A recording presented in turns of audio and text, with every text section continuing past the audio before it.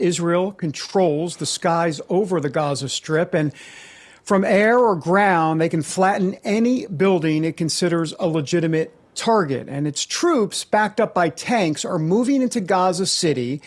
As they advance through the rubble, they're uncovering another battleground. And we've talked about this before. We want to get into it more. It's the vast network of concrete reinforced tunnels built by Hamas. They face a city underneath that city.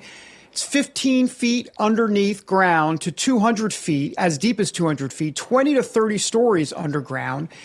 It's just really, really elaborate, and that is an understatement. Joining us now is someone with keen insight into what Israel's army will be facing. He's Virginia congressional candidate Derrick Anderson. He's also a former Army Special Forces Green Beret, and he is trained with Israel's elite IDF forces. Derrick, good to have you here. So let's talk about the tunnel situation, because we hear so much about, the Israelis, they're bombing a hospital, especially the Al-Shira hospital, the big one there in Gaza. Well, it turns out that the tunnels that we're talking about, one of the Hamas headquarters are literally, the main headquarters are literally under that specific hospital. This is what Hamas does, and yet the liberal media won't report on it. But tell us a little bit more about the tunnel structure there. Yeah, David, thank you again for having me. You mentioned real quick, David, the hospital situation, which is fascinating. Again, it goes to show you there's been some recent ISR, i.e. like drone footage that's been coming out showing how Hamas has, again, been using Palestinian civilians as human shields, right? Bouncing between building while they're shooting RPGs and small arms fire, at the same time hiding behind civilians, even civilians that are trying to get out of the way. So I just want to highlight that real quick, that we are seeing that on the ground real time now. With these tunnel systems, it poses a serious threat because it does allow Hamas to potentially get behind Israel or the IDF forces, right? You mentioned, you can see on the videos now that these are very expansive tunnels that have multiple avenues of approach. And so the Israelis are methodically moving through Gaza right now. We used to say it in the military, slow is smooth and smooth is fast. And right now, that's what we're seeing, because if you just think about it, if they seize a building and then they start moving forward, who's to say that tunnel doesn't necessarily go back behind the IDF, and therefore, Hamas can pretty much get them from behind. And so there's a lot of technicalities that they're having to deal with. I do think that one thing that the Israelis, in my opinion, based off of my time when working with them, is their dogs.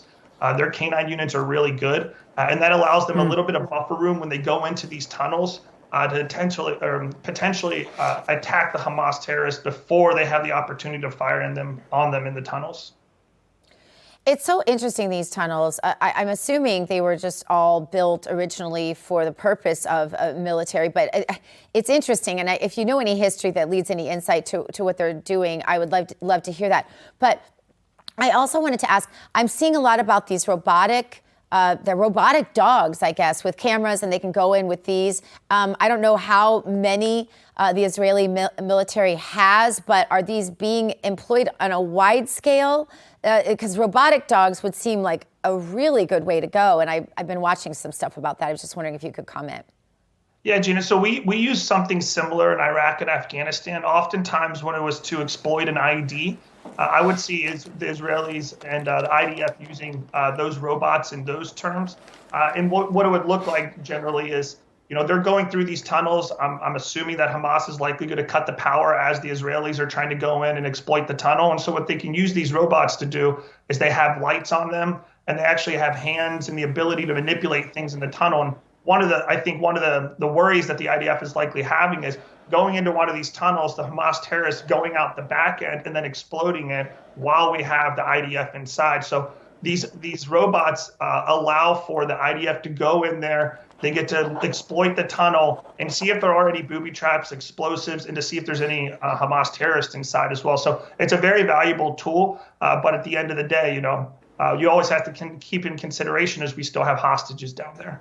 So how Hamas deals with that and how the IDF deal with that as well is going to be an interesting part of this whole thing.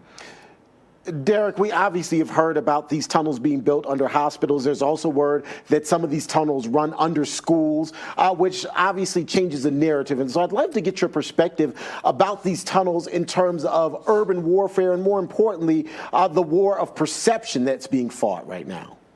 Yeah, and I think Gina mentioned this earlier, too. She asked the question of when and where were these tunnels being developed? These tunnels have been going on and being developed for years. I was in Israel, over 5 or 6 years ago. And when I was working with the IDF there, training with the IDF, they were showing me some of the maps of the tunnels they had back then. So, this is not just a new thing. These tunnels haven't just been built overnight. These things have been developed for years. And the Israelis have had to combat them over the years. We look at the fence line that goes around Gaza. The IDF and the Israeli government had to put concrete into the ground because Hamas was building tunnels directly into Israel. The big problem here is that, and you mentioned it, Terrence, was the narrative that the IDF is going to have to deal with is attacking and bringing brute force to these Hamas terrorists while at the same time taking Palestinian civilians into consideration. And I mentioned this at the top of the segment was you have to really look. There's this ISR footage, which I think is really fascinating and very telling, that shows Hamas terrorists shooting RPGs and small arms fire from the hospital. And then the civilians going out the back door and trying to get into an adjacent building. Another set of Hamas terrorists hide amongst those civilians, get into that building, and then start firing at the IDF again from a separate location. So if you think about what the IDF is having to go through, they're dealing with the rubble and debris that's all throughout and spread throughout Gaza. They're dealing with the tunnels. And then they have this third factor where they're dealing with civilians and Hamas hiding behind them as human shields. And Derrick, let's make clear that these tunnels are being built with concrete, and that concrete is not being paid for because the wonderful GDP in Gaza is through the roof. They're not doing it.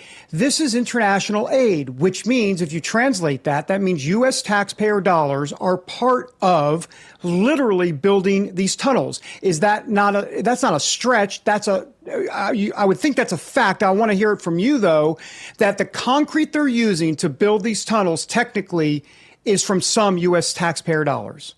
David, Gaza is on the west. It has the Mediterranean Sea. On the north and to the east, you have Israel, and to the south, you have Egypt.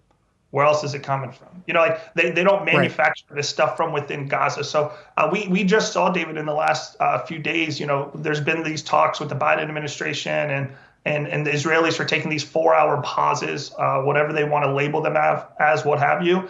And they're bringing fuel in for the Palestinians. And there's videos out there of watching Hamas taking that fuel directly from the civilians. So there's no doubt that, any aid or anything that we're putting into Gaza, we have to expect that Hamas is going to be utilizing that for their own purposes. Derrick Anderson, great to have you here. Such a wealth of information. We really appreciate your time. Thank you.